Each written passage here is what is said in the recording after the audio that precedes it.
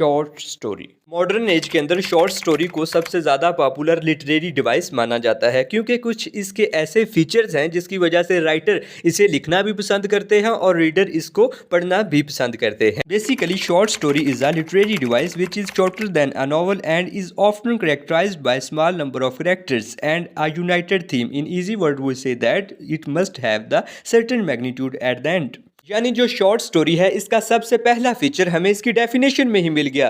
देखें, shorter than a novel, जो एक शॉर्ट स्टोरी है ये नॉवल से शॉर्ट होती है, छोटी होती है नॉवल से लेंथ के अंदर। इससे पहले हमने जेन ऑस्टन के दो नॉवेल्स की समरी को डिस्कस किया था, एक था प्राइड एंड प्रेजुडिस और sense and sensibility. In novels की सिर्फ समरी को कवर करते हुए हमें आधे आधे घंटे का लेक्चर तैयार करना पड़ा था। लेकिन जो शॉर्ट स्टोरी होती है ना, ये तो बिल्कुल छोटी सी होती है, इसे वन सिटिंग के अंदर ही पढ़ा जा सकता है। वन सिटिंग जैसे कि आप किसी रेलवे स्टेशन पर बैठे हुए हैं, आपके हाथ में शॉर्ट स्टोरी है, आपने मैक्सिमम वहां 15 से 20 मिनट तक बैठना है, तो जब तक आप वहां से उठेंगे तो आप एक शॉर्ट स्टोरी पढ़ लेंगे, क्योंकि इसके अंदर जो वर्ड्स होते हैं वो 2000 से लेकर 6000 तक होते हैं। लेकिन कुछ जो इंग्लिश के राइटर हैं उनका कहना यह है कि एक शॉर्ट स्टोरी को बहुत अच्छा और लेंथी होने के लिए इसके अंदर 2000 से लेकर 10,000 वर्ड होने चाहिए। लेकिन जो बहुत सारे इंग्लिश राइटर हैं जो स्टोरी लिखते हैं उन्होंने 2000 से लेकर 6000 वर्ड तक ही शॉर्ट स्टोरी लिखी है और इसे ही बेस्ट कहा है। इसलिए जब आपसे पूछ लिया जाए कि एक शॉर्ट स्टोरी के अंदर कितने वर्ड्स होते हैं तो आपने 2000 से लेकर 6000 वर्ड्स ही बताने हैं,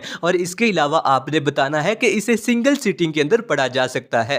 और जब एक शॉर्ट स्टोरी सिंगल सिटिंग के अंदर पढ़ी जा रही है तो जाहिर सी बात है इसके अंदर कैरेक्टर्स भी कम होंगे, क्योंकि जब कैरेक्टर्स कम होते हैं तो स्टोरी छोटी होती है और जिसे कहते हैं शॉर्ट स्टोरी। लेकिन जो एक नॉवल होता है उसके अंदर हमने देखा था कि 15 से 20 इतने ज़्यादा करैक्टर्स होते हैं जिसकी वजह से उसकी लेंथ भी बढ़ जाती है, क्योंकि हर करैक्टर के कोई ना कोई डायलॉग होते हैं। तो यहाँ पर हमने ये सीख लिया कि एक शॉर्ट स्टोरी के अंदर 2000 से लेकर 6000 तक वर्ड्स होते हैं, सिंगल सीटिंग के अंदर इसको पढ़ा जा सकता है। और इसके अंदर जो करैक्टर्स होते हैं भैया वो नॉवल से कम होते हैं। और कितने करैक्टर हो सकते हैं शॉर्ट स्टोरी के अंदर? 2 से लेकर 6, सिर्फ 2 से लेकर 6 करैक्टर एक शॉर्ट स्टोरी के अंदर रह सकते हैं। अगर माने कि 6 से ज़्यादा वो करैक्टर जाते हैं तो फिर आपने कहना है वो नॉवल में चली जाएगी। कम से कम इसके अंदर 2 करैक्टर रह सकते हैं और ज़्यादा से ज़्यादा शॉर्ट स्टोरी के अंदर 6 करैक्टर्स रह सकते हैं, क्योंकि हमने इसकी लेंथ को भी मेंटेन करके चलना है। शॉर्ट स्टोरी का सबसे अहम फीचर, सबसे अहम पॉइंट जो आपने कभी भी नज़रअंदाज नहीं करना वो ये है कि जब हम एक शॉर्ट स्टोरी को कंप्लीट पढ़ लेते हैं तो इससे हमें एक यूनिफाइड थीम हासिल होता है,